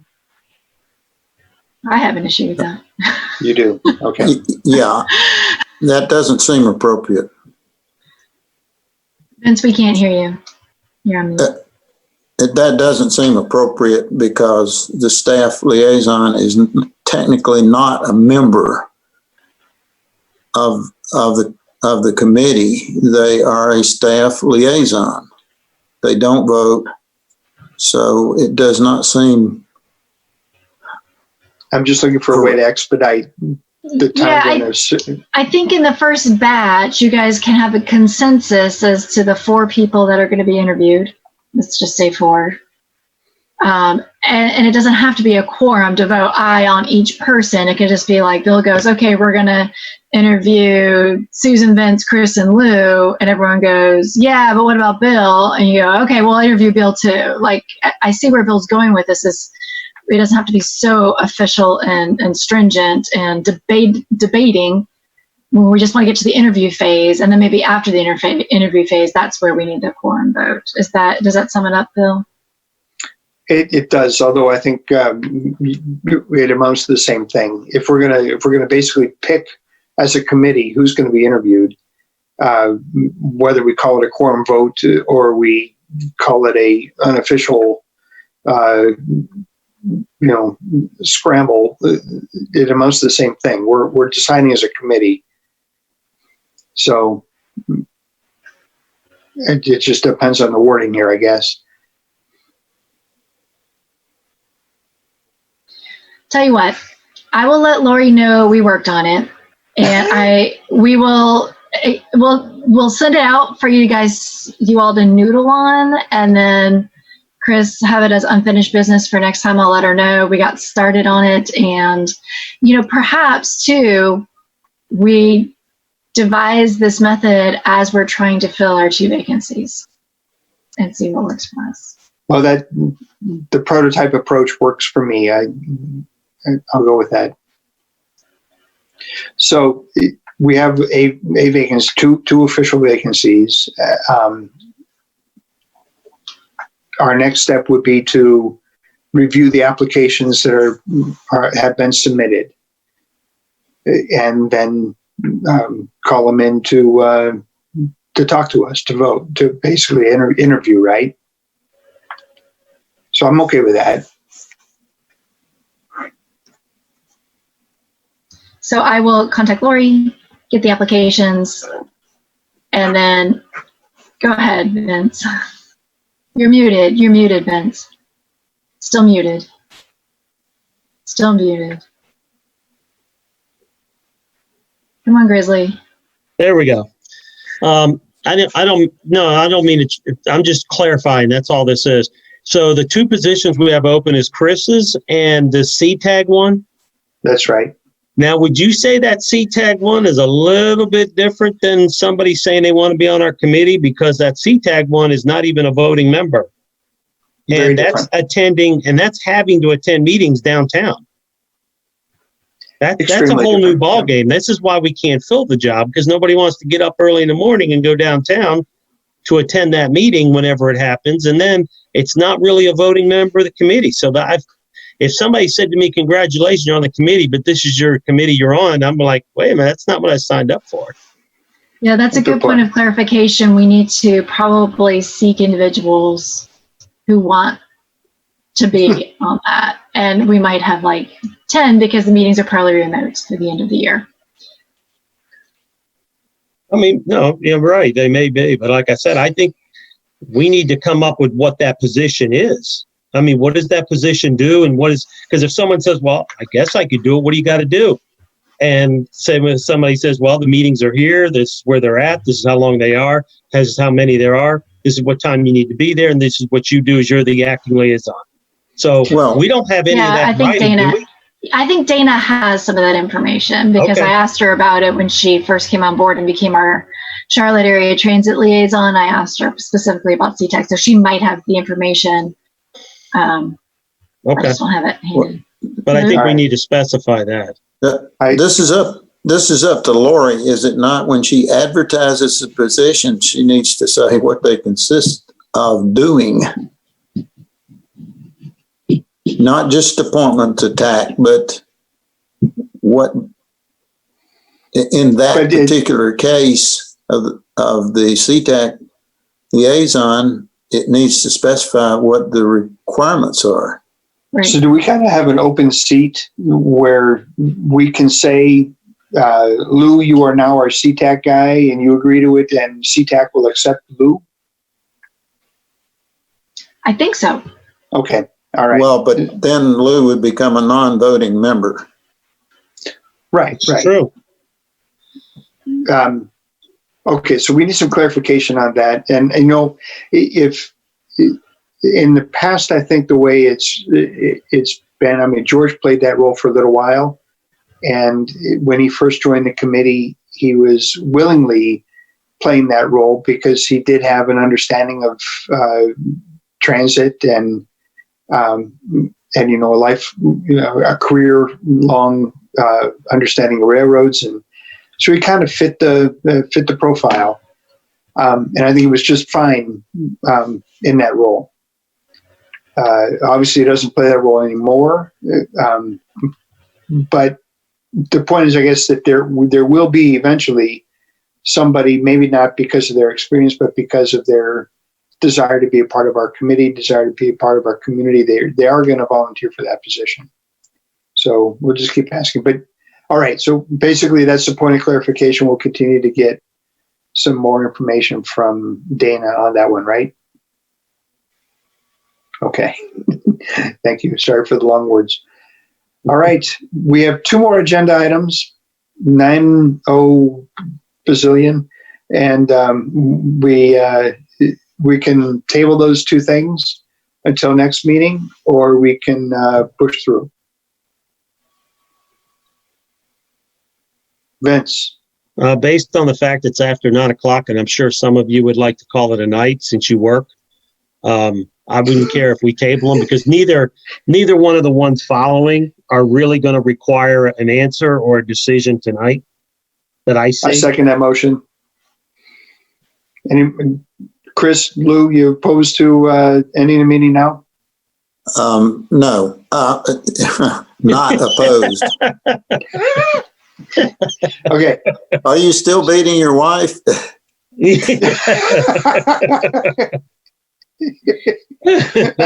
Susan isn't laughing. That was Yes. One of those questions you cannot answer, Susan. So it was intended to be purely tongue in cheek. Yes, that was a joke.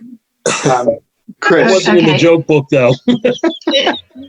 Yeah. I will say so that the last item does say that we should come prepared with the speed bump thing. options for speed bumps. So I would reiterate that perhaps we should take the rest of June and July to review. Appreciate that, Chris. Vince, thank you for your thoughts on that as well. Okay, I'm going to vote to adjourn. Anybody opposed? Wait a minute, we have to do this second. Anybody opposed to adjourning? Okay, I saw Chris. You're opposed to adjourning? No, I'm sorry. I'm voting to adjourn.